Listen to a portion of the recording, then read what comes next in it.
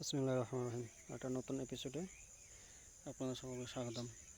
এই যে ইউরিয়া এটা মূলত আমি এই যে দেখতে পাচ্ছেন ঘাসের জমি এইটাতে দেব, এবং পাশে যারা কর্মী রয়েছে এখানে মোটামুটি 5-7 কাঠা মতো এগুলো ছোটো ছোটো ঘাস রয়েছে, এগুলোতে আমি দেব।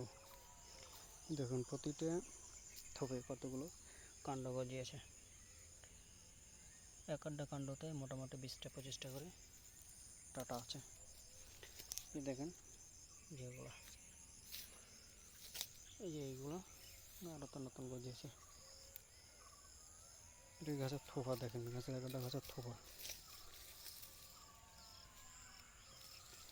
নতুন করে চারা লাগিয়েছি আমি পাশে, যেগুলো উঠিয়ে ফেলেছি আমি।